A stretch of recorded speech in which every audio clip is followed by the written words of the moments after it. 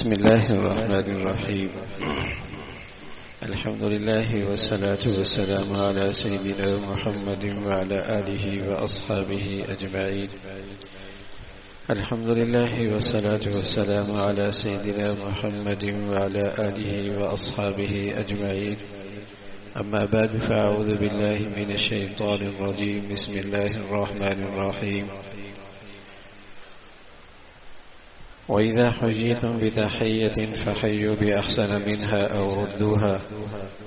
وقال النبي صلى الله عليه وسلم: لا تدخلوا الجنة حتى تؤمنوا ولا تؤمنوا حتى تحابوا.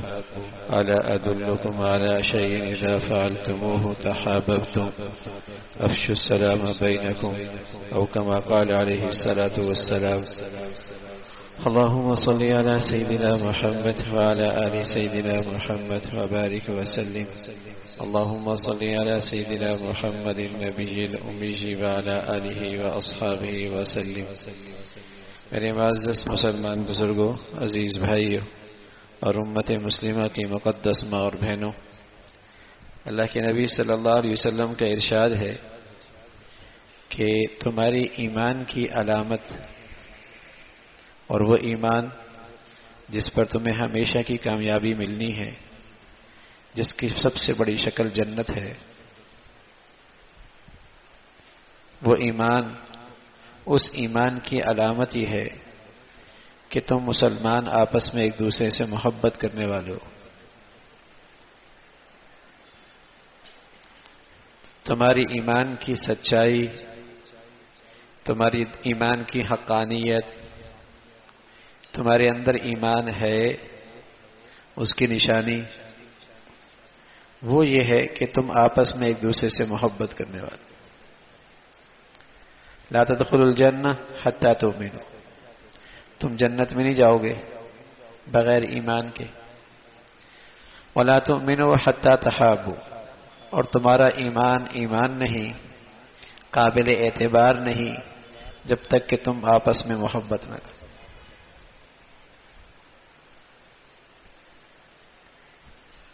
جیسے جڑ زمین کے اندر ہوتی ہے، لیکن اس جڑ میں کتنی زندگی ہے تو یہ تنا بتاتا ہے، یہ اس کی شاخیں بتاتی ہیں، یہ اس کے پتے بتاتے، یہ اس پر کھلنے والے پھول بتاتے، اس پر آنے والا پھل بتاتا ہے کہ اندر جڑوں میں کتنی جان، کتنی زندگی ہے.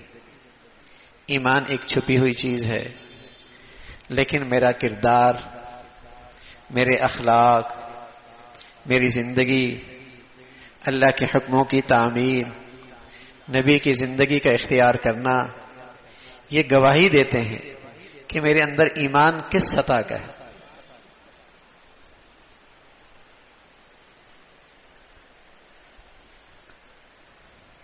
ایمان کس سطح کا ہے.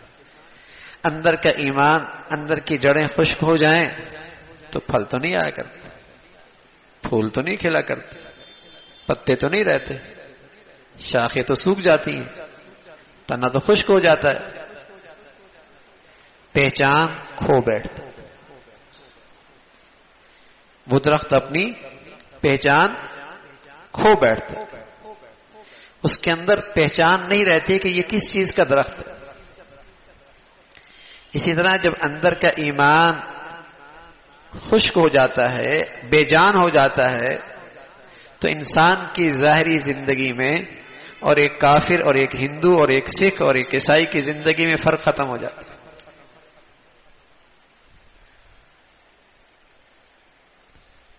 دونوں کا طرز عمل، دونوں کا رہن سہن، دونوں کی زندگی کا نقشہ، دونوں کے رویے، دونوں کے معاملات، دونوں کے دوستی دشمنیوں کی بنیادیں ایک جیسی ہو جاتی. اگر کافر سے دوستی رکھتا ہے تو مفادات کے لیے، اغراض کے لیے، تو مسلمان بھی کسی مسلمان سے دوستی رکھتا ہے اغراض اور مفاد، ایمان کی وجہ سے نہیں رکھتا. ایمان کی وجہ سے تعلق نہیں رکھتا، وہ کافر نسب کی وجہ سے، خاندان کی وجہ سے، برادری کی وجہ سے، زبان کی وجہ سے دوستی اور محبت کرتا ہے، مسلمان بھی اسی حد تک اگر کرتا ہے تو سمجھو اندر ایمان چلا گیا۔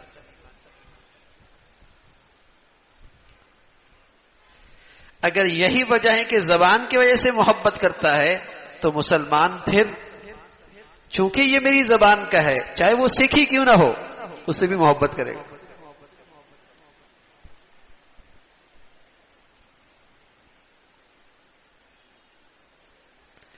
تو مسلمان ایمان کی وجہ سے محبت کرتا ہے، اور چاہے وہ کسی بھی ذات کا ہو، کسی بھی رنگ کا ہو، کسی بھی علاقے کا ہو، کسی بھی قوم کا ہو، کسی بھی ملک کا ہو، یہ اس کی ایمان کی نشانی ہے۔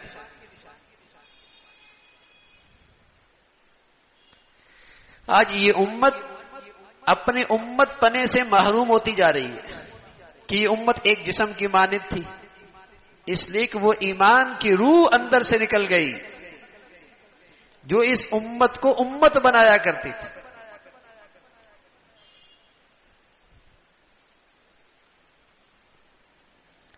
کوئی وطنیت کا بیچ میں بت اور آڑ اور رکاوٹ نہیں بنا کرتی تھی۔ ایمان جب تھا تو یہ امت امت تھی،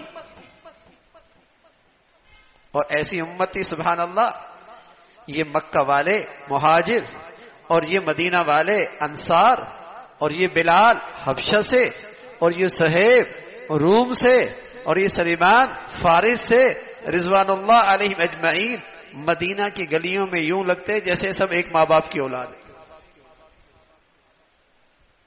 حبشہ کا رہنے والا کالا حبشی، فارس کا رہنے والا فارسی،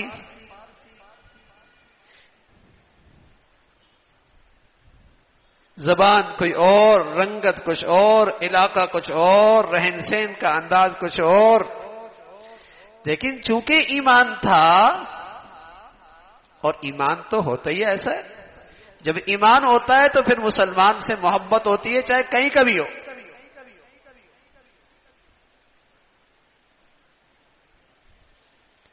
تو یہ ایمان کمزور ہوا، روح کمزور ہوئی، امت بنا نہ رہا۔ ہم جب اس ملک کو آزاد کر رہے تھے 77 سال پہلے، تو یہ پوری قوم ایک قوم تھی، اور ساری قوم یکجان تھی اس کی آزادی کے لیے۔ کیوں؟ اس کے اندر ایمان کی روح موجود تھی۔ لیکن آج بتائیے نا، آج یہ قوم نہ رہی، یہ لشکروں میں تقسیم ہو گئی، گروہوں میں تقسیم ہو گئی، یہ ہجوم بن گیا، یہ جتھے بن گئے، یہ عصبیت میں تقسیم ہو گئے، یہ صوبائیت میں تقسیم ہو گئے، یہ لسانیت میں تقسیم ہو گئے، یہ برادریوں میں تقسیم ہو گئے، یہ قبائل میں تقسیم ہو گئے، قوم نہ رہی، وہ روح جو ختم ہو گئی۔ اور جو یہ ملک کے اوپر اس ملک کی عمر بڑھتی چلی گئی، ہم اس روح کو کچلتے چلے گئے، اپنے ملک کو کمزور کرتے چلے گئے۔ جو اس ملک کی عمر بڑھتی چلی گئی، ہم اس ایمان کی روح کو کچلتے چلے گئے، اس ملک کی بنیادوں کو کھوکھلا کرتے چلے گئے۔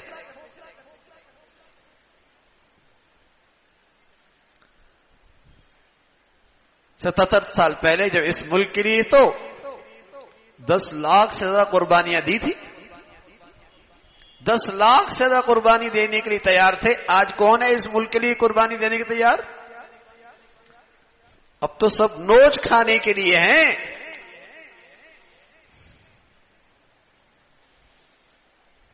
خود غرضی ہے، اور اس خود غرضی کی وجہ سے قوم تقسیم ہے، ٹکڑوں میں ہے، نفرتوں کی آگ ہے، بہم دست گریبان ہے. وہ روح نہیں رہی نا، وہ روح کمزور ہو گئی. اب زبان آ گئی. پہلے تو وطن کا بت آیا، اس نے امت پناہ ختم کیا، اس نے امت پناہ ختم کیا. یہ نیا بت کھڑا ہوا. اور جب وطن آ گیا، مسلمان وطن پرست نہیں ہوتا، مسلمان وطن دوست ہوتا ہے، وطن سے محبت کرتا ہے، پرست صرف اللہ کی کرتا ہے. وہ اپنے ملک سے غداری نہیں کرتا، وہ اپنے ملک کو تقسیم نہیں کرتا، وہ اپنے ملک سے دشمنی نہیں کرتا. مسلمان وطن دوست ہوتا ہے، وہ اپنے وطن کی آزادی کی نعمت کی قدر کرتا ہے. ہاں، خدا پرستی، وطن پرست نہیں ہوتا. وطن سے اس لیے محبت کرتا ہے کہ اس میں اللہ کا دین زندہ ہو جائے، اس میں اللہ کے دین کو طاقت نصیب ہو، یہاں ایمان کی زندگی کو طاقت نصیب ہو.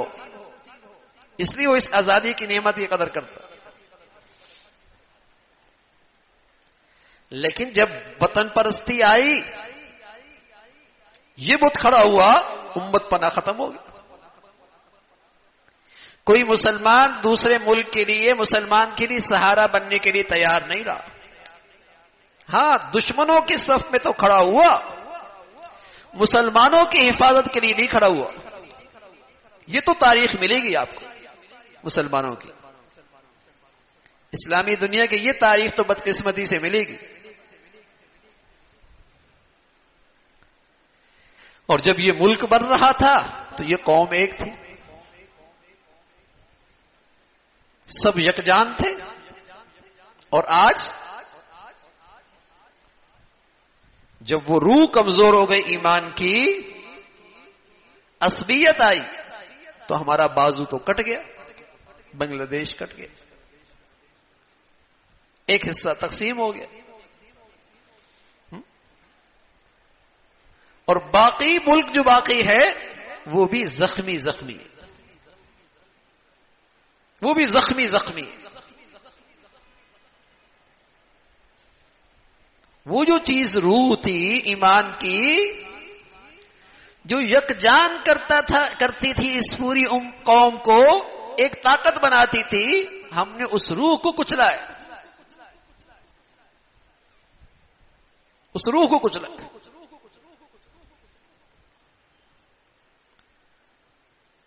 اور جو ہماری ایمان کی علامت تھی کہ مسلمان ایمان والا تو مسلمان سے، اہل ایمان سے محبت کرتا ہے.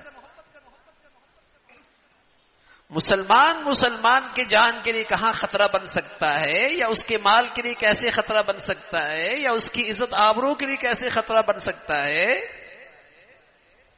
اس کا تو مسلمان کے اسلام سے کوئی جوڑ نہیں. ہم کی آبیاری کرتے.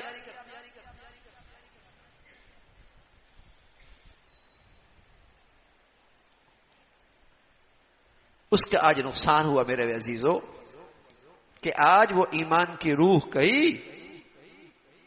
نشانی کیا روح گئی؟ مسلمانوں میں آپس میں محبتیں آج نہیں رہی، مسلمانوں میں آج آپس میں اتفاق نہیں. اب وہ تعلقات بنتے ہیں عصبیت کی وجہ سے، عصبیت کی وجہ سے، زبان کی وجہ سے، علاقے کی وجہ سے، قبیلے کی وجہ سے، ایمان کی وجہ سے نہیں. اتنے بدبودار نعرے ہیں کہ رسول اللہ صلی اللہ علیہ وسلم فرمایا کرتے تھے، ایسے بدبودار جو عصبیت کا نعرے لگاتا ہے، اس کا میری امت سے تعلق نہیں ہے. اس کا میری امت سے کیا تعلق؟ لیکن جب ایمان چلا جاتا ہے، اس کی روح کمزور ہو جاتی ہے، تو پھر یہ سارے جراثیم جگہ بنا لیتے. پھر یہ جراثیم اندر جگہ بنا لیتے ہیں. برادری کا بت، قوم کا بت، زبان کا بت، علاقیت کا بت، صوبائیت کا بت، یہ سارے جراثیم پھر پروان چڑھتے، اس لیے کہ وہ ایمان نہ رہا، زمین بنجر ہو گئی، یہ جراثیم پروان چڑھ رہا۔ ایمان ہوتا، سبحان اللہ،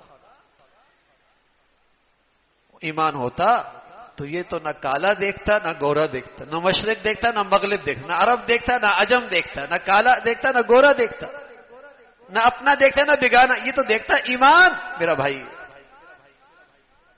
المؤمن للمؤمن کالبنیان، ایمان والا ایمان کے لیے تو ایسا ہے جیسے ایک عمارت کی مضبوط عمارت، اور عمارت میں ہر اینٹ دوسرے کے لیے مضبوطی کا باعث ہوتی ہے۔ مسلمان ایمان والا تو ایک دوسرے کے لیے مضبوطی کا باعث تھا، کالبنیان یشد بعضہ بعضا۔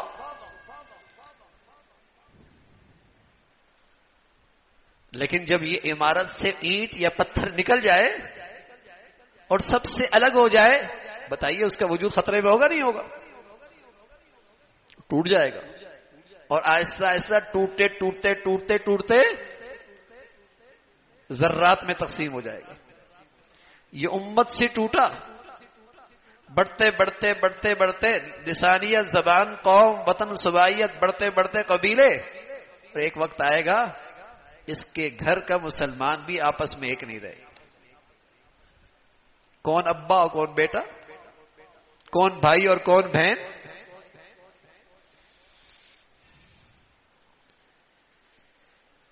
یہ رشتے بھی پھر ختم ہو جائیں گے، کیونکہ اس کی تو پھر کوئی انتہا نہیں ہے۔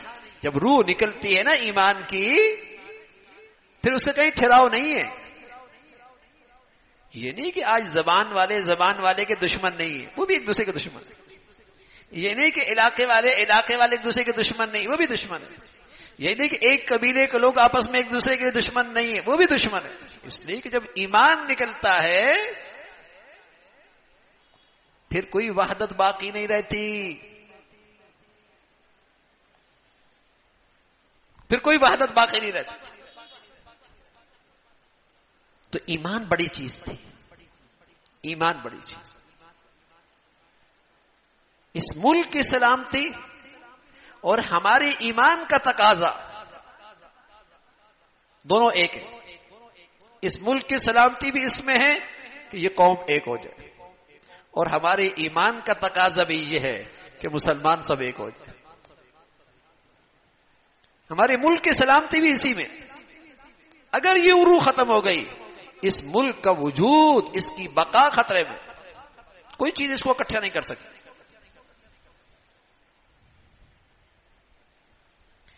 اس ملک کا تحفظ، اس ملک کی سلامتی، اس ملک کی حفاظت اور ایمان کا تقاضا دونوں ایک ہیں، دونوں ایک ہیں۔ اور وہ ہے مسلمانوں کا ایک دوسرے کا خیر خواہ ہونا، مسلمانوں کا ایک دوسرے سے اتفاق رکھنا، مسلمانوں کا ایک دوسرے پر مہربان ہونا۔ ایمان کی وجہ سے، یہ ایمان کا تقاضا ہے۔ اللہ کے نبی صلی اللہ علیہ وسلم نے صدیوں سال پہلے یہ پیغام دیا اپنی امت کو، لا تدخلوا الجنہ حتی تؤمنوا، جنت میں نہیں جاؤ گے بغیر ایمان کے۔ بغیر ایمان کے جنت میں جانا ایسا محال ہے جیسے اونٹ کا سوئی کے سرے سے گزرنا محال ہے۔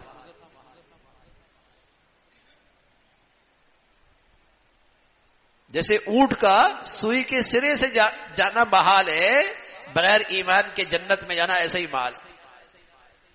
وَلَا تُؤْمِنُوا حَتَّى تَحَابُوا، لیکن تمہارا ایمان معتبر اس وقت ہوگا جب تم مسلمان ایمان والے آپس میں ایک دوسرے سے محبت کرو۔ تمہارے اندر اگر نفرت ہے عصبیت کی وجہ سے، دوسری قوم سے، دوسری برادری سے، دوسرے علاقے سے، سمجھیے ایمان کی روح کو چلی جا رہی ہے، ایمان کی روح نکلی جا رہی ہے۔ یہاں کفر کے جراثیم آ رہے ہیں، یہاں جاہلیت کے جراثیم آ رہے ہیں، ایمان کی روح نکلی جا رہی ہے۔ تو صحت مند ایمان والا ایمان والوں سے محبت کرتا ہے، ایمان والے سے محبت کرتا ہے. اس کی تعلقات کی بنیاد، اس کی محبت کی بنیاد، اس کی اتفاق کی بنیاد، اس کی خیرخواہی کی بنیاد ایمان.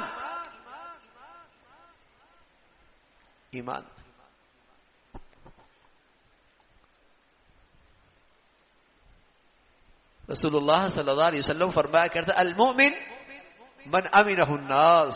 سبحان اللہ. مومن کی تو شان ہی یہی ہے کہ دوسرے لوگ اس سے محفوظ ہو جائے، انہیں امن مل جائے. کون؟ یہ ایمان والا. کون؟ یہ مسلمان. تو میرے عزیزو، جیسے درخت کی جڑیں تازگی اس کی شاخیں بتاتی ہے اور اس کا پھل بتاتا ہے، ایسے ہی مسلمان کے اندر کا ایمان اس کے اعمال بتاتا ہے، اس کے اخلاق بتاتے ہیں، اس کا کردار بتاتا ہے، اس کا رویہ بتاتا ہے. ایسا نہیں ہے کہ آدمی زندگی غیروں کی طرح گزارے اور کہے کہ ایمان والا ہے، مسلمان ہے. مسلمان تو اپنی حقیقت رکھتا ہے. جیسے میز پہ دو سیب پڑے ہو، دور سے ایک آدمی دیکھے دو سیب پڑے، ان میں ایک پلاسٹک کا ہو اور ایک دوسرا ہو حقیقی سیب ہو. دور سے دیکھنے میں دونوں سیب نظر آ رہے ہیں، لیکن جب دونوں کو ہاتھ میں لے گا تو فرق ہوگا. ایک میں خوشبو ہے، ایک میں ذائقہ ہے، ایک میں توانائی ہے، ایک میں خوشبو ہے، ایک کی رنگت میں کشش ہے، اور دوسرے پلاسٹک والے میں یہ سب چیزیں کچھ نہیں. تو مردم شماری کا مسلمان اور حقیقی مسلمان میں ایسا ہی فرق ہے. ہاں، پیدائشی مسلمان اور حقیقی مسلمان میں ایسا ہی فرق ہے. جو حقیقی ایمان والا ہوتا ہے اس کے تو اخلاق کی کشش ہوتی ہے، اس کی تو کردار کی خوشبو ہوتی ہے، اس کے تو اعمال کا ایک حسن ہوتا ہے، اس کی تو لوگوں کے دلوں میں اس سے تو محبوبیت آتی ہے. اور جو مردم شماری کا ہے میرے عزیزو، اس کے اندر تو پھر نفرت ہی نفرت، اس میں تو پھر کڑواہٹ ہی کڑواہٹ ہے. تو رسول اللہ صلی اللہ علیہ وسلم فرمایا صحت مند ایمان کی نشانی ہے کہ تم آپس میں محبت کرنے والے.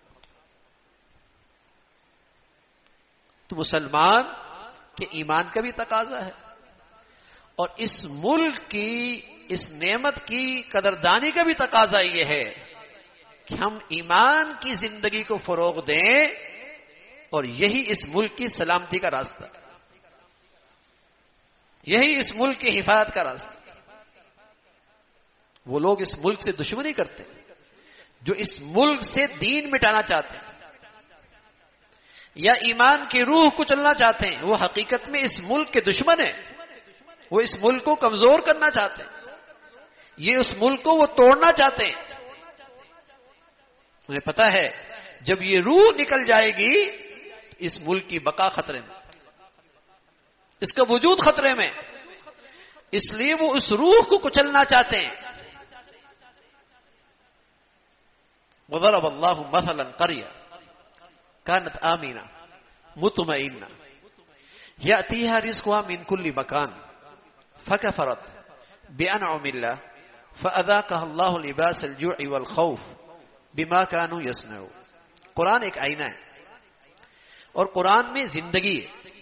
ایسا نہیں کہ بس یہ قرآن پہلے والوں کے لیے ہے آج کے لیے نہیں ہے، ایسا نہیں ہے. قرآن میں زندگی ہے.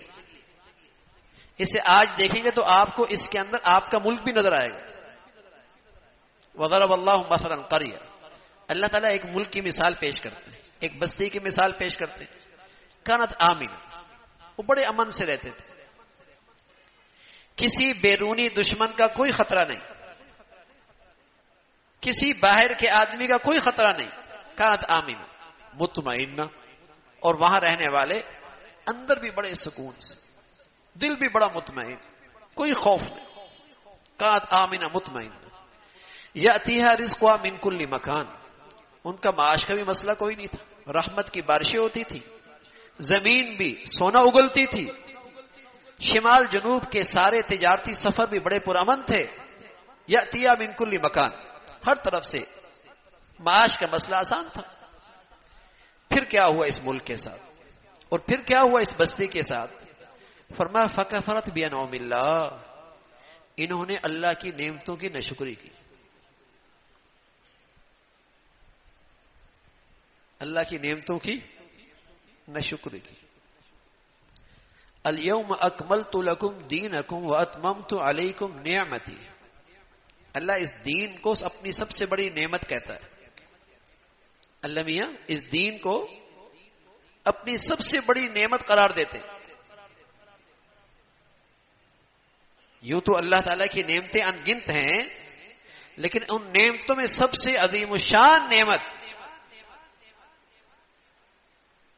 جس کی خوشخبری اللہ نے عرفہ کے میدان میں سنائی, جمعے کے دن سنائی, عصر کے وقت سنائی, جہاں سارے مسلمان اکٹھے موجود تھے, اور کہا الیوم اکملت لکم دینکم واتممت علیکم نعمتی. یہ میری نعمت. تو دین اللہ کی سب سے بڑی نعمت ہے. اب دیکھیے, امن سے رہ رہے تھے, اندر بھی سکون تھا, معاش کا بھی کوئی مسئلہ نہیں تھا, سب عزت اور سکون کے ساتھ اپنی روٹی روزی کھا رہے تھے. فکفرت بانعم اللہ, انہوں نے اللہ کی نعمتوں کی ناشکری کی. اور سب سے بڑی ناشکری میرے عزیزو, اللہ کی دین کی نعمت کی ناشکری. نہ ہم نے قومی سطح پہ اس کی حوصلہ افزائی کی, نہ قومی سطح پہ ہم نے اس دین کی حوصلہ افزائی کی, نہ اسے اس کا وہ مقام دیا جو اس دین کا حق تھا, اور نہ ہی ہم نے اپنے نجی اداروں میں, کسی کی فیکٹری ہے, کسی کا کارخانہ ہے, کسی کا اسکول ہے, کسی کا شفا خانہ ہے, کسی کا اپنا گھر ہے, کسی کی اپنی دکان ہے, نہ وہاں اس نعمت دین کی ہم نے عزت کی, اس کا خیال رکھا, اس کی قدر کی. فکفرت بانعم اللہ, اللہ کی نعمتوں کی ناشکری کی. اللہ میاں پھر کیا سزا ملی؟ فرمایا فاذاقها اللہ لباس الجوع. ایک تو یہ کہ انہیں میں نے بیکاری بنا دی, فقیر بنا دی, محتاج بنا دی. بچہ پیدا ہوتا تو مقروض پیدا ہوتا, جب ہم آزاد ہوئے تو ایسا نہیں ہوتا. اللہ نے تو ہمیں اس زمین کے میں خزانے بھر رکھے دے دیے تھے, اس کے پہاڑوں میں خزانے بھر کے دیے تھے, اس کے سمندروں میں خزانے بھر کے دیے تھے, اس کے زمین میں خزانے بھر کے دیے تھے. تب اللہ نے یہ ملک جیسی نعمت دی تھی, یہ خالی نہیں دی تھی. اس کے پہاڑ خزانوں سے بھر دیے تھے, اس کی زمین خزانوں سے بھر دی تھی, اس کے سمندروں میں خزانے رکھے تھے. یہ مقروض کیوں ہو گئی؟ اس کا بچہ مقروض ہو گیا, پیدا ہوتا ہے تو مقروض. اللہ بھی نے کہا کہ جس نعمت کی خاطر تم نے اس ملک کو لیا تھا اور قربانیاں دی تھی, تم نے اس نعمت کی نہ قدری کی نا.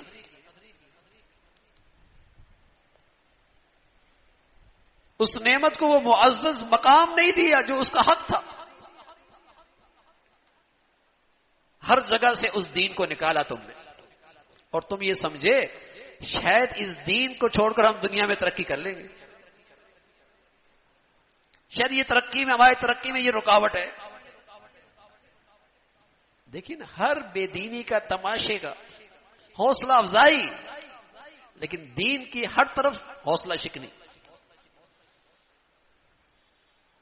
فکفرت بانعم اللہ, جب اس نعمت کی ناشکری کی, اللہ نے کیا سزا دی؟ فاذاقها اللہ لباس الجوع, بھوک کا لباس بھی لوگوں نے بھی, ہر ایک نے اپنے اپنے حیثیت کے لحاظ سے اس فریضے میں کوتاہی کی. اگر عوام ہی اپنے اپنے دائرہ کار میں اس دین کو زندہ کرتے تو بتائیے یہ بے دین لوگوں کا تو وجود ہی نہ رہتا، ان کا تو دم گھٹنے لگتا،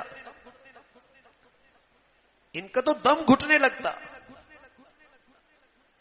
یہ بے دین لوگ وہی طاقتور ہوتے ہیں جہاں انہیں عوام سے بھی حوصلہ افزائی ملتی ہے نا، جب انہیں عوام سے بھی توانائی ملتی ہے۔ تو اس کوتاہی کی آج یہ سزا ہے۔ فَكَفَرَتْ بِأَنْعُمِ اللَّهِ فَأَذَاقَهَا اللَّهُ لِبَاسَ الْجُوعِ وَالْخَوْفِ بِمَا كَانُوا يَصْنَعُونَ۔ یہ رد عمل ہے، یہ اس کا ریئیکشن ہے جو بویا ہے۔ تو ہونا تو یہی چاہیے تھا کہ جب یہ نیا سال آتا ہے اور آزادی کا دن آتا ہے تو ہمیں اپنی غلطیوں کا اور اپنی کمزوریوں کا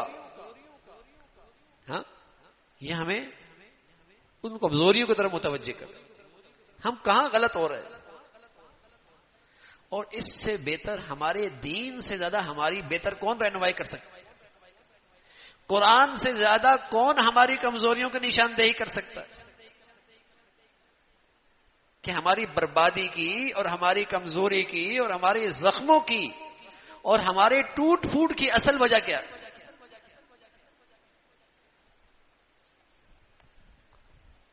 آج کوئی کہتا ہے ہمیں حق نہیں مل رہا، کوئی حقوق کی آواز اٹھاتا ہے، کوئی مہنگائی کی آواز اٹھاتا ہے، کوئی کسی چیز کی آواز اٹھاتا ہے۔ سچ کیا ہے؟ سچ یہ ہے کہ اسلام کا عادلانہ نظام نہیں ہوگا تو یہ سارے کانٹے ہوں گے۔ اگر عدل کا نظام ہوتا اور عدل کی زندگی ہوتی تو آج کسی کے ساتھ ناانصافی نہیں ہوتی۔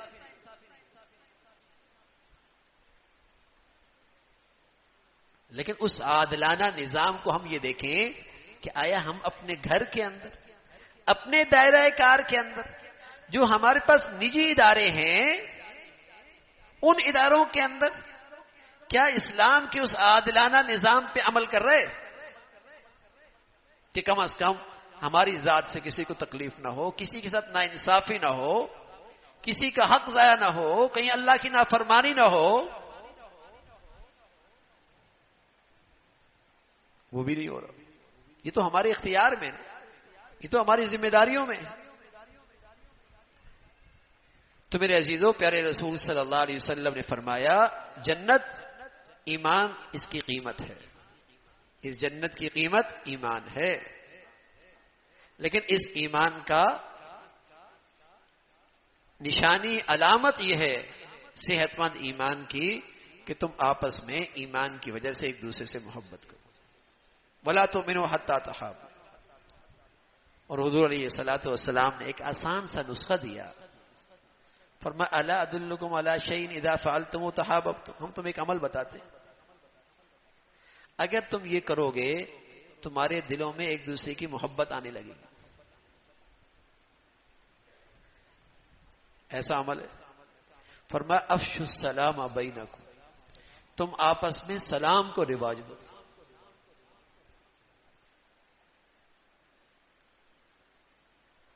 اگر آپ مسلمانوں میں دل سے یہ دعا دینے لگ جائے السلام علیکم، اللہ تجھے سلامتی دے،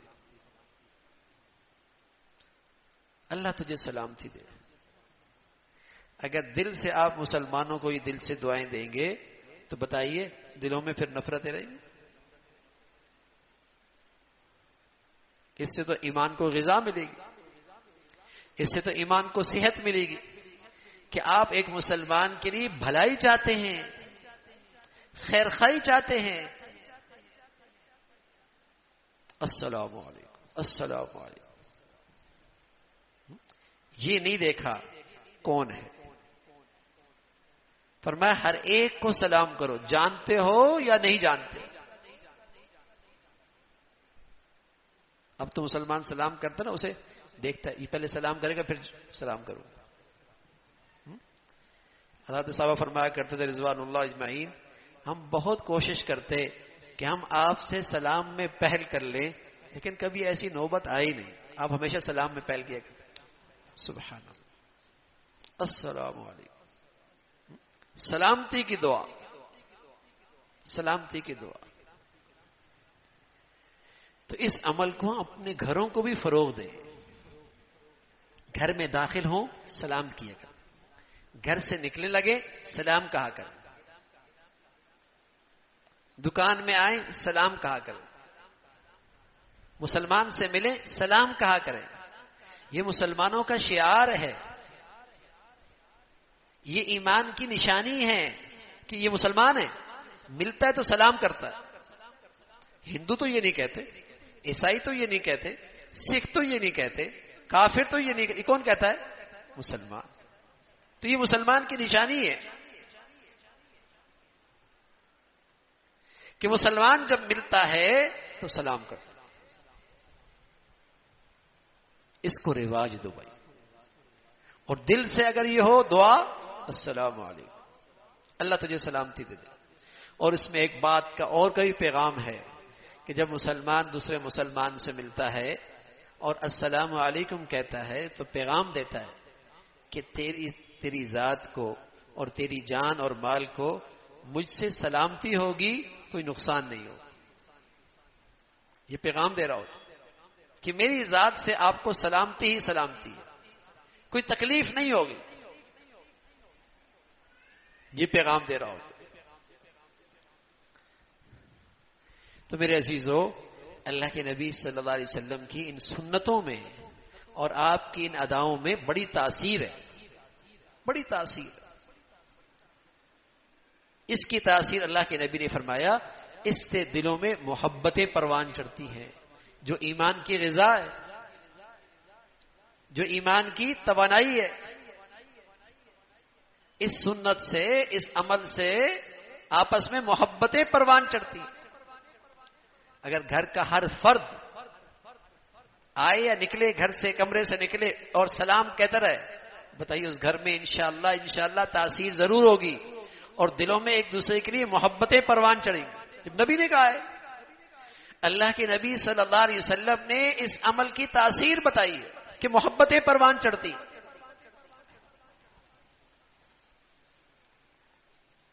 اور محبتیں ہماری ایمان کا تقاضا ہے، ہماری ایمان کی غذا ہے.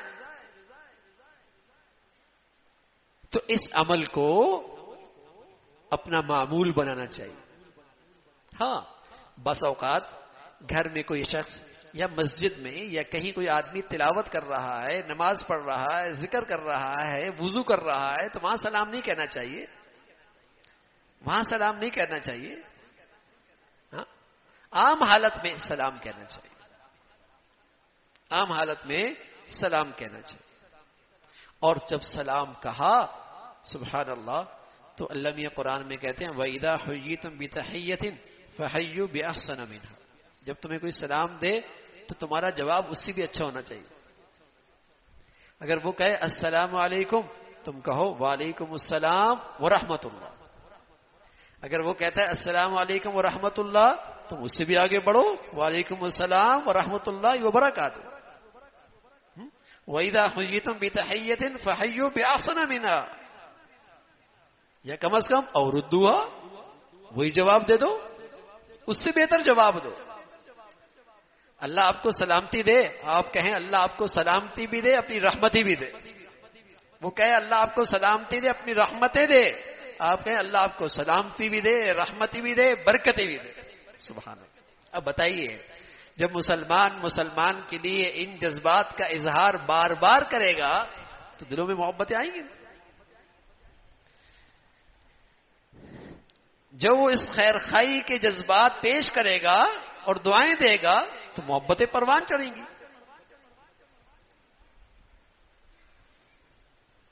تو سلام کرنا چاہیے اور اپنے بچوں کو یہ چیزیں عادت میں ڈالنی چاہیے، عادت میں آنی چاہیے. اس لیے کہ یہ مسلمانوں کا شعار ہے اور اس سے مسلمانوں کے ایمان کو غذا ملتی ہے، اس سے مسلمانوں کے ایمان کو صحت ملتی ہے، محبتیں بڑھتی ہیں. تو اس کو فروغ دینا چاہیے. تو اللہ تعالیٰ بھائی ہمیں اپنے نبی صلی اللہ علیہ وسلم کے طور طریقوں پہ عمل کی توفیق نصیب فرما دے اور آپ کی مبارک زندگی پہ چلنا ہمارے لیے آسان فرمائے۔ سنتوں میں بڑی توانائی، بڑی طاقت ہے اور اس کی بڑی برکتیں ہیں۔ بظاہر یہ بہت آسان سا عمل ہے اور بہت آسان سی سنت ہے، لیکن اس کی تاثیر بہت شاندار۔ آج ہمارے گھروں میں اور ہماری زندگیوں میں، بلکہ ہم تو کہیں ہمارے ملک میں کس چیز کی کمی ہے؟ نہ اتفاقی تو ہے، بدامنی تو ہے، نفرت تو ہے، یہی تو عذاب مسلط ہے آج پر۔ جب اللہ کے نبی صلی اللہ علیہ وسلم نے اللہ سے دعا کی، اے اللہ میری امت پر ماضی کے عذاب نہ آئے، اللہ نے دعا قبول کر لی، اور یہ بھی دعا کی کہ آپس میں ایک دوسرے سے دستے گریبان نہ ہوں۔ فرمایا یہ عذاب تو اس امت پہ آئے گا، یہ عذاب تو آئے کہ آپس میں باہم دستے گریبان ہیں۔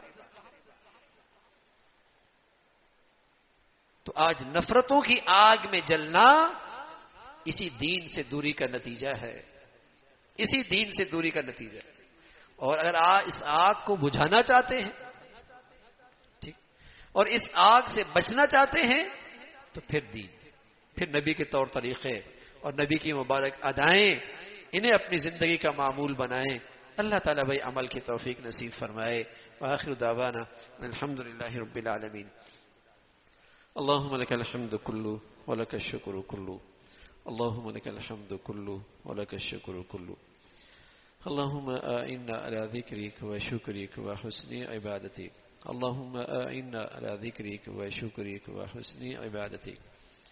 سبحان الله وبحمده، سبحان الله العظيم، عدد خلقه وزينة عرشه ورضا نفسه ومداد كلماته، اللهم لا نحصي ثناء عليك أنت كما أثنيت على نفسك، اللهم أعنا على ذكرك وشكرك وحسن عبادتك، يا حي يا قيوم برحمتك نستغيث، أصلح لنا شأننا كله ولا تكلنا إلى أنفسنا طرفة عين، یا ارحم الراحمین ہم سبھی کو ایمان کی حقیقت نصیب فرما، ایمان کی روح نصیب فرما، اے مولا کریم ایمان کی سچائی نصیب فرما، اور ایمان کے جو تقاضے اور مطالبے ہیں اللہ پورا کرنے کی ہمت اور توفیق نصیب فرما، ایمان والی زندگی نصیب فرما، اے مولا کریم ایمان والے اخلاق نصیب فرما، یا ارحم الراحمین ایمان والے معاملات نصیب فرما، ایمان والے رویے عطا فرما، یا ارحم الراحمین ہر قسم کی نافرمانیوں سے محفوظ فرما، ہر قسم کی عصبیت سے محفوظ فرما، لسانیت سے، وطنیت سے، قومیت سے، اے مولا جتنے بدبودار نعرے ہیں جس سے مسلمانوں میں نفرتوں کو فروغ مل رہا ان کے شر سے محفوظ فرما، یا ارحم الراحمین مسلمانوں میں ایمانی اسلامی وحدت پیدا فرما، ایمانی اسلامی بھائی چارہ پیدا فرما، ایمانی اسلامی مولا کریم اخوت نصیب فرما، اپنے فضل سے جو مسلمانوں میں بے دینی کو اور نفرتوں کو فروغ دے رہے ان کے شر سے محفوظ فرما، جو مسلمانوں میں بے حیائی کو اور بے دینی کو اور تعصبات کو فروغ دے رہے ان کی گندگیوں سے محفوظ فرما، یا ارحم الراحمین تمام حاضرین حاضرات کی تمام جائز حاجات کو پورا فرما، مشکلات کو آسان فرما، پریشانیوں کو ختم فرما، حادثات سے سانحات سے موذی اور دیرپا بیماریوں سے محفوظ فرما، اے مولا کریم ہمیشہ روحانی اور مادی نعمتوں کی والی زندگی نصیب فرما، روحانی اور مادی نعمتوں پہ دل و جان سے شکر گزاری عطا فرما، یا ارحم الراحمین ناشکری سے محفوظ فرما، نعمتوں کے چھن جانے سے محفوظ فرما، احسان فراموشی سے محفوظ فرما، حادثات سے سانحات سے موذی اور دیرپا بیماریوں سے محفوظ فرما، اے مولا کریم ہمیں اپنے بڑوں کے لیے صدقہ جاریہ بنا اور ان کے لیے عزت کا باعث بنا، اور ہماری اولادوں کو ہمارے لیے صدقہ جاریہ بنا اور راحت کا اور سکون کا ذریعہ بنا، یا ارحم الراحمین ہمیشہ اپنے بچے بچیوں کی تربیت، تعلیم، زندگی کے صحیح فیصلے کرنے کی توفیق عطا فرما، انہیں اپنا بھی والدین کا فرما بردار بنا۔ یا ارحم الراحمین اپنے فضل سے جو بچیاں گھروں میں ہیں ان کے لیے نیک صالح رشتوں کا انتظام فرما، جو بچیاں گھروں میں جا چکی ان کے گھروں کو محبت سے اور تقوی سے آباد فرما، ہمارے گھروں کو ٹوٹ پھوٹ سے اور انتشار سے اور نفرتوں سے محفوظ فرما، ہمارے معاشرے کو ہماری سوسائٹی کو ہر قسم کی تقسیم سے محفوظ فرما۔ یا ارحم الراحمین پوری امت اسلامیہ پہ رحم فرما، اہل اسلام کو نیک صالح قیادت نصیب فرما، ظالموں سے اور بے دینوں سے جہلا سے اس امت کی نجات نصیب فرما۔ اے مولا کریم دین کی خدمت کی جتنی شکلیں ہیں جو تیرے ہاں مقبول ہیں سبھی کی حفاظت فرما، مساجد کی، مدارس کی، مکاتب کی، علماء کی حفاظت فرما۔ یا ارحم الراحمین اپنے پیاروں کی عظمت، محبت، صحبت نصیب فرما، نیکی سے مناسبت نصیب